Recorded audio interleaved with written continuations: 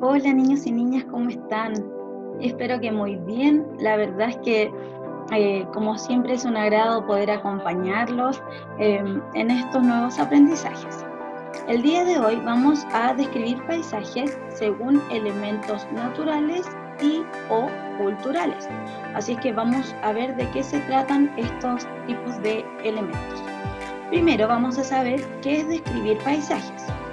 Y tenemos que tener en consideración que es expresar de forma detallada, ya paso por paso, las características observables de un espacio geográfico determinado, ya es decir, de un lugar que está en la Tierra, en nuestro planeta, mediante la utilización de ciertos criterios que consideren sus elementos naturales y sus elementos culturales. Entonces, vamos a observar con detalle para poder describir un paisaje a través de elementos naturales y elementos culturales. ¿Ya? Vamos a ver primero cuáles son los elementos naturales. Dentro de los elementos naturales tenemos el relieve, ¿ya? Como por ejemplo la cordillera, que es una agrupación continua y extensa de montañas. Dentro del relieve también tenemos la meseta, que es un terreno relativamente plano y a importante altura. Entonces, acá tenemos que tener en consideración que este no es cualquier terreno plano que nosotros podamos ver, por ejemplo, cuando vamos en la micro o cerca de nuestra casa, ¿verdad? No, sino que este tipo de terreno no se ve fácilmente, sino que generalmente es cuando nosotros vamos a un lugar específico porque está a un alto nivel de altura.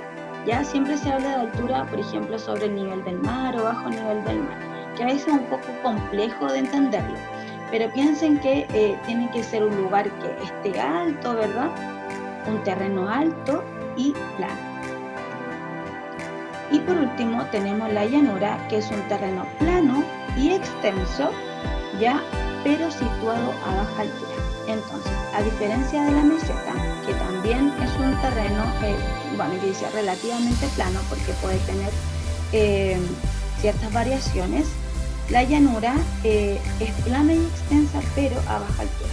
Por ejemplo, lo podemos observar cuando vamos a la playa, siempre hay terrenos grandes, ¿verdad? Espaciosos y que no es tan a alta altura, ¿ya? Así es que esa es la diferencia, por ejemplo, entre una meseta y una llanura. Elementos naturales. Tenemos, ya vimos los relieves y ahora vamos a desarrollar los accidentes costeros. ¿A qué se refiere con accidentes costeros? No es que, por ejemplo, haya ocurrido alguna situación peligrosa, que a alguien le haya pasado algo, por eso se llama accidente, no. Se refiere a accidente porque se ha creado a través de algo que ha ocurrido durante el tiempo, como por ejemplo un terremoto puede generar accidentes geográficos, ¿ya? Entonces se van desarrollando a través de la historia, se van creando, se van formando. Por eso se llaman accidentes, ¿ya? La primera que vamos a ver es la península, que es una franja de tierra continental que se interna en el océano.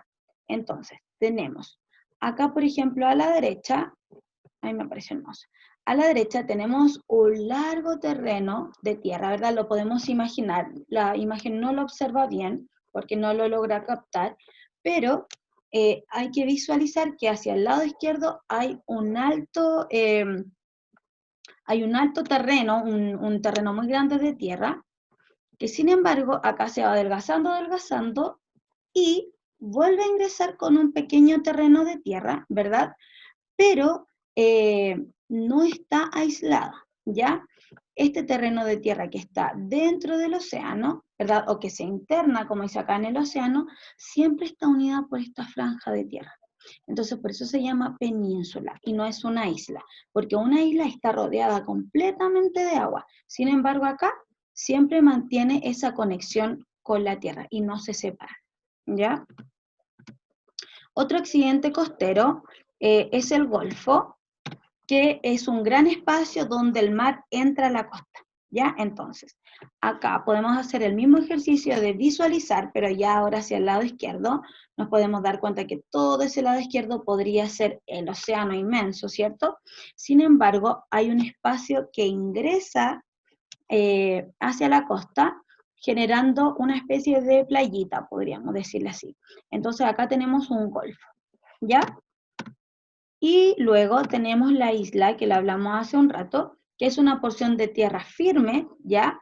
Es decir, no se está, por ejemplo, moviendo, no es inestable, ¿ya?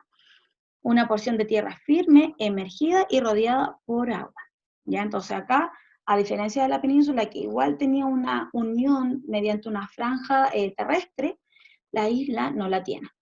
Está totalmente aislada, como su nombre lo dice, y rodeada por agua. Dentro de los elementos naturales, que ya vimos el relieve, los accidentes costeros, tenemos las aguas superficiales, ¿ya?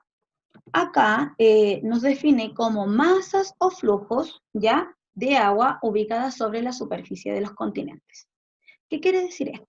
Nosotros ya vimos en la clase anterior que hay diferentes continentes, ¿cierto? Los trabajamos, los escribimos, los observamos, los ubicamos. Pero acá, para que se entienda mucho mejor, son flujos de agua o es agua que va sobre la tierra, ¿ya? No va por debajo, porque recuerden que también hay aguas subterráneas. El ciclo del agua tiene todo un proceso donde hay aguas superficiales y hay aguas subterráneas, ¿ya? Estas aguas son superficiales, van sobre la superficie de la tierra, ¿ya? Como por ejemplo los ríos, ya aquí afortunadamente vemos un río con un alto caudal de agua, ¿cierto? Y podemos decir que los ríos son angostos, porque a diferencia de otras aguas superficiales que tienen mayor dimensiones, estos se ven como más delgaditos. Otro de estas masas superficiales son los lagos, que es mucho más amplio, ¿se dan cuenta? A diferencia del río que presentamos acá arriba, el lago ya definitivamente es mucho más amplio y su corriente no es tan fuerte como la del río. Recuerden que el agua del río viene de las montañas directamente desde la cordillera, así es que es muy helada y corre muy rápido, por lo menos en verano, ¿ya? Otro momento del día también, pero eso va a ir dependiendo de su caudal. Y otra agua superficial es los glaciares, ¿ya? Acá yo les quise poner una imagen donde salgo ahí, ¿cierto? Feliz porque es un lugar maravilloso, niños.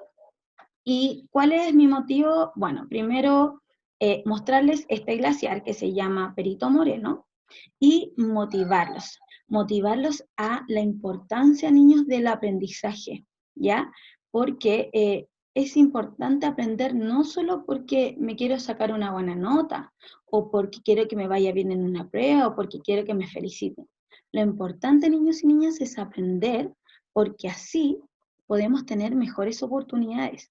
Vamos a tener otra visión del mundo, vamos a poder ver aquellas cosas que no todos pueden ver porque tenemos mucho conocimiento. Entonces, el día de mañana, cuando queramos trabajar en algo, por ejemplo, o si queremos ganar mucho dinero, vamos a poder elegir en qué trabajar, ¿cierto? Vamos a poder elegir cómo desarrollar nuestra vida o cómo generar nuestros recursos, nuestro dinero, ¿cierto? Entonces, me va a poder dar la posibilidad de poder viajar, conocer lugares maravillosos, hermosos, pero todo eso lo da la oportunidad de poder elegir.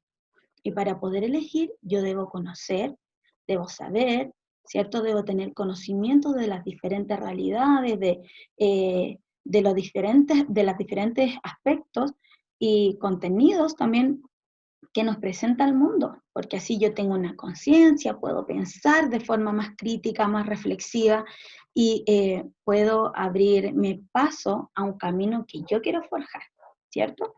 Así es que con el fin de motivarlos les quise mostrar esta imagen porque de verdad que es un lugar muy bonito y es importante poder ir cumpliendo los sueños que uno va teniendo en la vida, ¿cierto?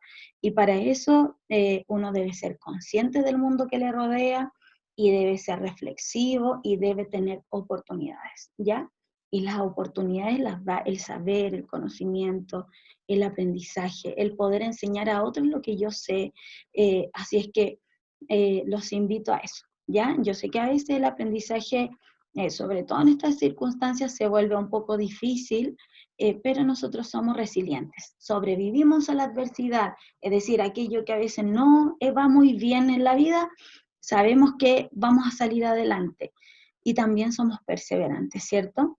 Y la perseverancia me dice que yo debo intentarlo y debo esforzarme y debo seguir adelante porque va a llegar el día en que voy a encontrar mi recompensa. No a lo mejor la recompensa que la sociedad me establece, no solamente una nota o algo material, sino que puede ser una recompensa que a mí me haga sentir bien, que a mí me haga sentir mejor, ¿ya? Porque lo importante siempre es tener un, una armonía con nuestros pensamientos, con nuestros conocimientos, ¿ya? Así es que con nuestra forma de vida. Por eso quería hacer una pausa y invitarlos a que sigamos trabajando juntos, porque queda mucho camino por recorrer. Así que hay que seguir con alta fuerza. Otro de los elementos naturales es el clima, que dividí en ciertos aspectos, como por ejemplo la humedad. ¿Ya? Por ejemplo, cuando vamos a un terreno, ¿verdad? Selvático o de bosque, ¿verdad? Nos damos cuenta que la tierra al pisarla es blandita. Y eso tiene que ver con la humedad, porque la tierra no logra secarse al 100% debido a que al ser lugares tan frondosos, ¿verdad? O de tanta vegetación, los rayos del sol no ingresan en su totalidad, así es que no se puede evaporar el agua y se mantiene constantemente la humedad. Por lo tanto, hay muchísima vegetación. Tenemos las precipitaciones que se pueden dar en forma de lluvia, en forma de nieve y en forma de granizo, ¿ya? Y tenemos las temperaturas que pueden ser altas, bajas o templadas. Otro elemento natural es la flora y la fauna, o acá también lo está descrito como la fauna y vegetación.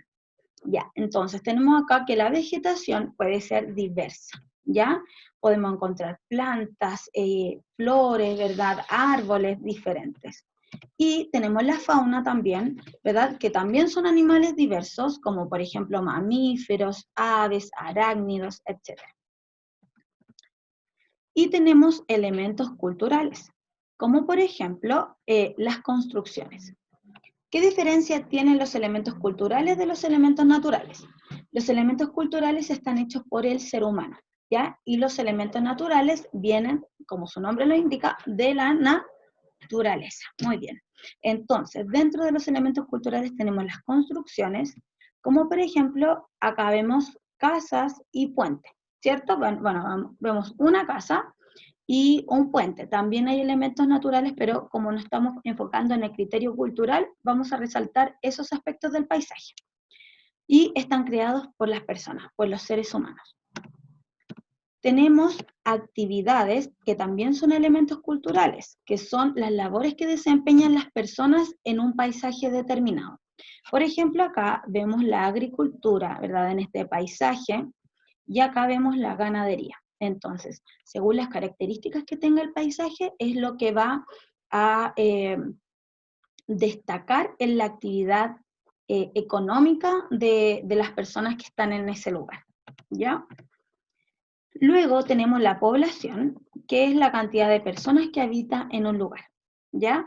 Así es que antes de comenzar a la parte que viene, tengo que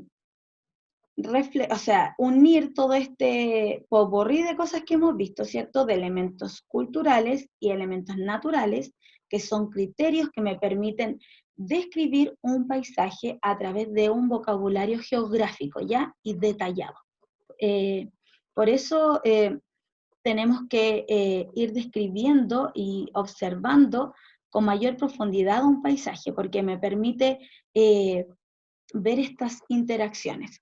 Por ejemplo, un lugar donde, acá, por ejemplo, en esta imagen de acá, tenemos una casa, ¿cierto? Aquí hay gente habitando, hay animales también, hay mucha flora, ¿verdad? Demasiada, mucha vegetación, pero hay un río. Entonces, acá unimos e interlazamos, interactuamos, perdón, elementos naturales y elementos culturales, porque si yo tengo un río, voy a necesitar un puente para poder cruzar, ¿cierto? Entonces, todos estos detalles, todos estos elementos siempre están relacionados entre sí. Por ejemplo, si hay un paisaje donde la humedad es muy alta, obviamente va a tener muchísima vegetación, entonces ahí vamos relacionando los elementos naturales. Si un paisaje es más bien desértico, ¿cierto? Donde no llueve mucho, que es más bien seco, no va a haber mucha vegetación. Entonces, lo más probable es que la fauna también escasee, o va a haber otro tipo de fauna diferente a la de un paisaje con bastante humedad. La actividad, ¿verdad?, laboral que van a realizar las personas que viven ahí van a ser muy diferentes a la de un lugar con mucha lluvia. Entonces, eso es importante, que tengamos en consideración que los elementos del paisaje siempre se están relacionando entre sí. Habiendo dicho eso, entonces, vamos a practicar. Así que los invito a observar la imagen que les preparé a continuación. La verdad es que a mí me causó mucho relajo, así que yo dije, esta es la imagen perfecta para que podamos llevar a la práctica lo que hemos aprendido. Entonces, vaya poniendo atención porque hay varios efectos aquí. Tenemos el clima, por ejemplo, la humedad, que la podemos observar en esta parte del paisaje, ¿cierto? Porque se ve así como una especie de evaporación, como de neblina, podríamos decir, que puede ser también por el agua que se está evaporando del río, entonces hay bastante humedad.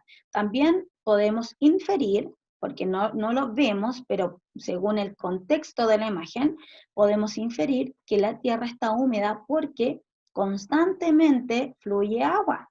Entonces hidrata a cada momento la tierra. Entonces tenemos otro elemento, ¿verdad?, que es la vegetación, y que podemos observar en árboles, musgos, plantas, por ejemplo. Acá tenemos el musgo que está aquí en las roquitas que están en el río, así es que también es muy diverso. Tenemos aguas superficiales, como por ejemplo lo que observamos ahí, el río, ¿cierto?, que fluye y fluye. Entonces, hasta el momento yo quisiera preguntar, ¿qué criterio hemos utilizado hasta el momento para describir este paisaje? ¿Elementos naturales o elementos culturales? Veamos.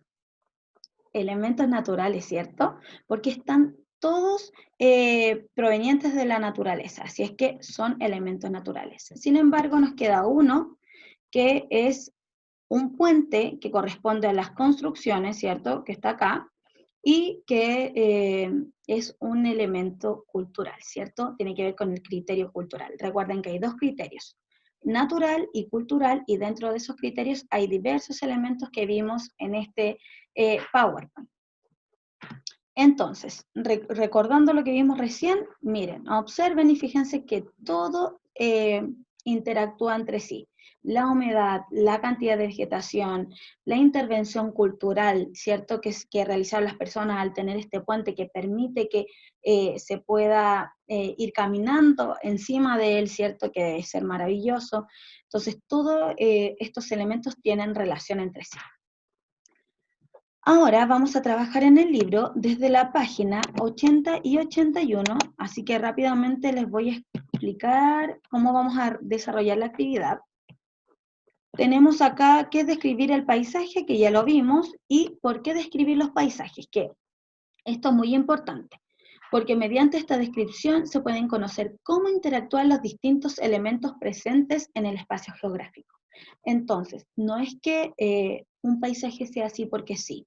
Nosotros decimos, ¡uy, qué lindo el paisaje! Porque sí. No, algo tiene, ¿cierto? Si un lugar es más seco, si en un lugar hay más fauna o hay más vegetación, si hay un clima, no sé, con una temperatura más alta, otra más baja, todo eso va a ir afectando al paisaje, a la actividad que realizan las personas, a la cantidad que viven, de la cantidad de personas que viven en ese lugar, ¿cierto? Entonces, vamos a observar el paisaje y dice, luego descríbelo aplicando la siguiente estrategia. Paso 1, identifica los elementos que componen el paisaje. ¿Qué elementos observas en este paisaje? Siguiendo el ejemplo, escríbelos al costado e indica su ubicación. Entonces, por ejemplo, acá detectaron que u observaron que habían árboles. Entonces pusieron la flechita y escribieron árboles. Lo mismo usted va a hacer por acá. Por ejemplo, acá, cordillera, ¿cierto? Una flechita y cordillera. Todos los elementos que usted observa. Luego, establece los criterios necesarios para describir el paisaje. Según los elementos identificados, marca con un ticket los criterios que utilizarás para describir este paisaje. Entonces, tenemos elementos naturales y elementos culturales, ¿cierto? Y aquí vamos a ir viendo qué criterios van a ser o se van a relacionar con los elementos que yo encontré. Por ejemplo, acá tenemos los árboles. ¿A qué elemento natural o a qué criterio de esto de acá, mejor dicho, pertenece? ¿Va a pertenecer a los relieves? No, ¿cierto? Pero sí va a pertenecer a la vegetación. Entonces ponemos aquí un ticket. Si vemos elementos culturales, también vamos a ir marcando. ¿Ya? Así que todo va a ser con paciencia y bien observado. Esta imagen es del Valle del Elqui, en la región de Coquimbo, ya al norte de Chile. Entonces, obviamente, aquí el clima va a ser muy diferente al sur y a otros tipos de paisajes.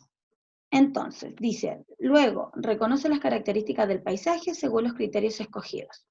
Completa el siguiente recuadro con los criterios que utilizarás y asocia cada uno de ellos las principales características del paisaje. Entonces, usted, por ejemplo, puso vegetación, entonces usted aquí va a escribir vegetación y qué elementos o qué características del paisaje corresponden a ese criterio. Por ejemplo, los árboles, ¿cierto? Puede poner pasto también que se observa ahí, arbustos. Así es que todo eso son las principales características que se asocian al criterio que usted utilizó. Luego dice, expresa las características que conociste sobre el paisaje, considerando las características antes señaladas, es decir, acá, redacta una descripción del paisaje observado. Entonces aquí ya nos pide una redacción. Acá solamente numeramos, lo más probable es que vamos a ir separando por coma, ¿cierto? Árboles, coma, arbustos, coma, pasto, ¿cierto? Sin embargo, acá vamos a redactar.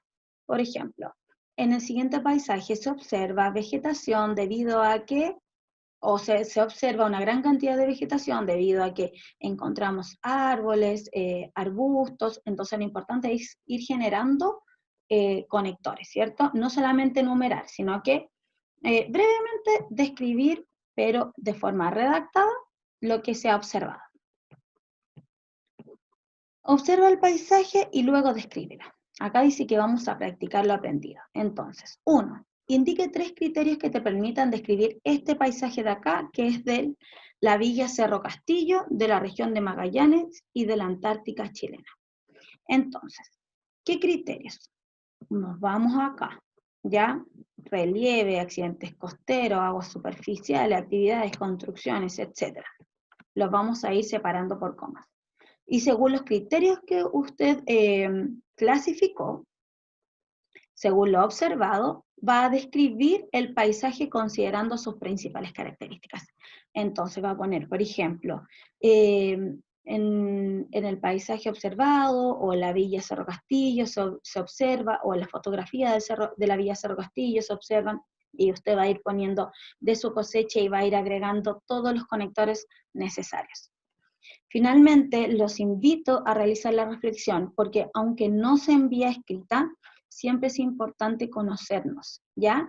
Y poder saber en qué nos destacamos mejor, ¿ya? Porque así sabemos que para la próxima vez puedo poner más atención en un aspecto que en otro. ¿Qué fortalezas te ayudaron en la realización de este taller y por qué? Y cómo la descripción de paisajes te pueden ser útil para apreciar los paisajes que observas cotidianamente, ¿ya? Así que, como les dije, los invito a realizar esta parte del texto para que podamos ir reflexionando de nuestras capacidades, ya de nuestras fortalezas.